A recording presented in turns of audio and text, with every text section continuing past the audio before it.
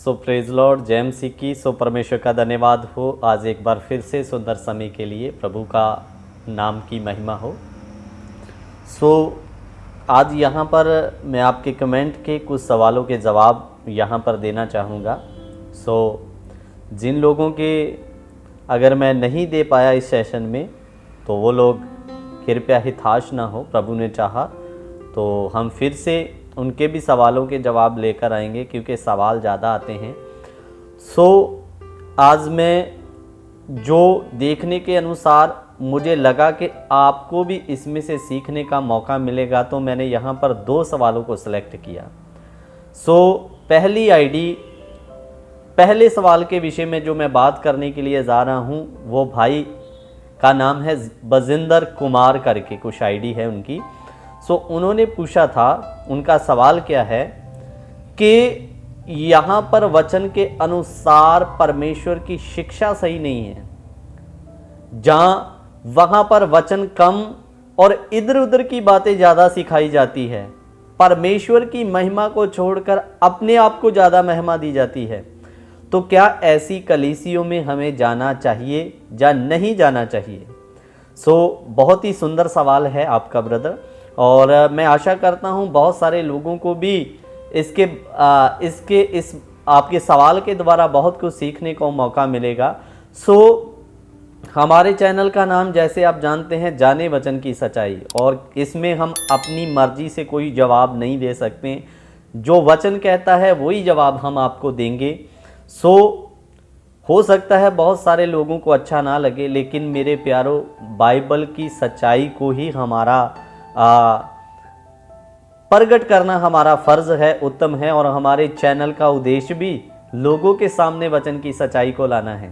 सो मैं विश्वास करता हूँ कि मैं आपको वचन से जवाब दूंगा, सब इसके साथ सहमत होंगे। सो प्रभु का धन्यवाद। तो आइए हम देखते हैं क्या ऐसी चर्चों में यहाँ शिक्षा सही नहीं है, तालीम गलत है, क्या वहाँ पर हमें जाना चाहिए या नहीं?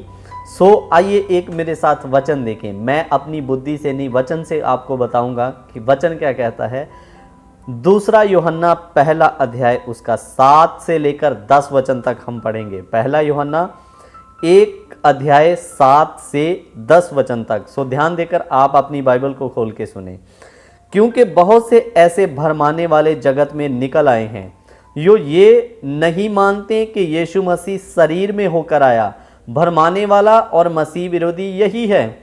अपने विषय में चौकस रहो, जो परिश्रम हमने किया उसको तुम गुवा ना दो, वरन उसका पूरा प्रतिफल पाओ। आगे ध्यान देकर सुनना 9 वचन। जो कोई मसीह की शिक्षा से आगे बढ़ जाता है और उसमें बना नहीं रहता, उसके पास परमेश्वर नहीं। जो कोई उसी शिक्षा में स्थिर रहता है, उसके पास पिता भी है और पुत्र भी है। मेरे प्यारों, ध्यान देकर सुनना। इधर में लिखा जो मसीह की इस शिक्षा, जो वचन में के द्वारा, बाइबल के द्वारा आपके हाथ में दिया गया है। अगर किसी की बात इस वचन से मैच नहीं खाती और वो अपनी बुद्धि या अपनी समझ से आपको सिखा रहा है, तो मान लेना वो मसीह की शिक्षा से आगे बढ़ गया। और वचन में साफ लिखा, उसके पास पिता नहीं है। जो मसीह की शिक्षा को नहीं मानता, सही शिक्षा का प्रचार नहीं करता, वचन में साफ लिखा उसके पास पिता नहीं है। यदि और जो इसी शिक्षा, ये शिक्षा में जो स्थिर रहता है, उसके पास पिता भी है, पुत्र भी है। यदि कोई तुम्हारे पास आए और यही शिक्षा ना दे, तो उसे ना तो घर में आने दें और ना नमस्कार करो, क्योंकि जो कोई ऐसे जन को नमस्कार करता है वह उसके बुरे कामों में उसका साझी होता है। तो आप स्वयं इस वचन के द्वारा जान लीजिए परमेश्वर का वचन क्या कहता है। यहाँ पर परमेश्वर का वचन का सही शिक्षा नहीं है, तो वहाँ पर मैं आपको बता रहा हूँ ये शिक्षा वचन के अकॉर्डिंग नहीं है, तो वहाँ पर ना तो परमेश्वर है और ना परमेश्वर का आत्मा। और यहाँ पर परमेश्वर का आत्मा नहीं है, तो वहाँ पर बहुत बार वचन के आधार पर जो कलीसिया नहीं चलती, जो सेवक नहीं चलते, तो फिर धीरे धीरे शैतान उन्हें अपने कब्जे में कर कर उनके द्वारा झूठे चिन्ह चमत्कार दिखा के सो मैं ये नहीं कहता कि चिन्ह चमत्कार गलत है, लेकिन जिधर वचन नहीं है वहां परमेश्वर की ओर से कार्य नहीं है, तो लोगों को भरमाने के लिए वो दुष्ट शक्तियां उधर में कब्जा करके लोगों को धोखा देती रहती है मेरे प्यारों। तो यहां पर शिक्षा नहीं है, वहां पर आपको जाने की जरूरत नहीं है, क्योंकि वहां परमेश्वर नहीं है, वहां पर दूसरा आत्मा दुष्ट शक्तियां कब्जा करके बैठी है। और अगर आप उस संगति में जाकर बैठते हैं तो आप वचन में साफ रीति से लिखा उन दुष्ट शक्तियों, उन बुरे कामों के साथ उनके साथ साझी हो जाते हैं। तो यहां पर यह वचन का उपदेश सही नहीं, गलत शिक्षा है। आपको पता लग गया, जाने अनजाने में चले गए, कोई दिक्कत नहीं। जब आपको पता चल गया उपदेश से बाहर है काम, तो बिल्कुल जाने की जरूरत नहीं है वहां पर। मैं नहीं कह रहा हूं, प्रभु का वचन कह रहा है मेरे प्यारों। ध्यान देकर एक बात को जरूर याद रखना कि एक होती है व्यक्तिगत गलती। जैसे मानकर चलिए मैं हूं तो मेरे अंदर भी कई व्यक्तिगत गलतियां हो सकती है, यानी मेरे को हो सकता है ज़्यादा गुस्सा आता हो, या मेरे अंदर झूठ बोलने की हो। लेकिन मेरे प्यारों, कहने का मतलब क्या है, अगर व्यक्तिगत गलती है तो व्यक्तिगत गलती को आप सेवक की ना देखते हुए अगर वो वचन सही दे रहा है तो आप मेरे प्यारों वचन को देखें।